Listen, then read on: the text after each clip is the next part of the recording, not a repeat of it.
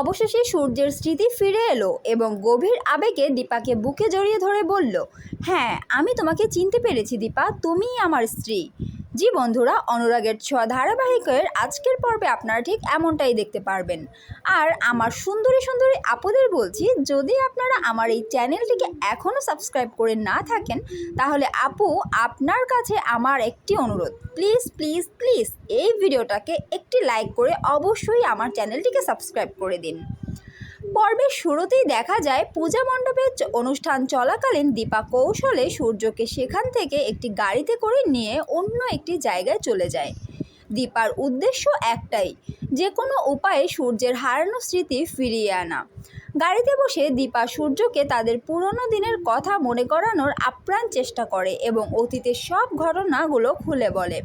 ঠিক সেই মুহূর্তে কুন্তলার পাঠানো গুন্ডারা এসে তাদের গাড়ি আটকায়। কিছু বুঝে ওঠার আগেই তারা একটি ছুরি দিয়ে সূর্যের ওপর অতর্কিত হামলা করে এবং তার হাত কেটে দেয়। অন্যদিকে দেখা যায় সূর্যকে না পেয়ে সেনগুপ্ত বাড়িতে সবাই দীপার উপর ভীষণ রেগে যায়। সোনা বলে, মা ছাড়া এই কাজ আর কেউ করতে পারে না, কিন্তু মা কিভাবে পারলো আমার অসুস্থ বাবাকে এভাবে নিয়ে যেতে? যদি বাবার কিছু হয়ে যায় তাহলে আমি কিন্তু মাকে ছেড়ে দেব না। ঠিক সেই মুহূর্তে আহত সূর্যকে নিয়ে সেনগুপ্ত বাড়িতে প্রবেশ করে দীপা। সূর্যকে ওই অবস্থায় দেখে প্রবীর চমকে ওঠে এবং রেগে গিয়ে দীপাকে প্রশ্ন করে, আমার ছেলের কি হয়েছে? ওর হাতে ব্যান্ডেজ কেন? আর তুমি ওকে কোথায় নিয়ে গিয়েছিলে? দীপা কোনো উত্তর না দিয়ে চুপ করে দাঁড়িয়ে থাকে। এরপর দেখা যায় সোনা ছুটে এসে দীপার হাত থেকে সূর্যকে ছাড়িয়ে নেওয়ার চেষ্টা করে এবং বলে, তুমি আমার বাবার হাত ধরে আছো কেন? হাত ছাড়ো। সোনার এই ব্যবহারে সূর্য হঠাৎ রেগে যায়। এরপর সে সোনার হাত ধরে বলে ওঠে, তোমার এত সাহস হয় কিভাবে? তুমি আমার সামনে দাঁড়িয়ে আমার স্ত্রীর গায়ে হাত তুলছো? বড়দের কাছ থেকে কি তুমি কোনো শিক্ষা পাওনি? এরপর সূর্য বাড়ির সকলের উদ্দেশ্যে চিৎকার করে বলে, আমি সবাইকে জানিয়ে দিতে চাই দীপা আমার স্ত্রী।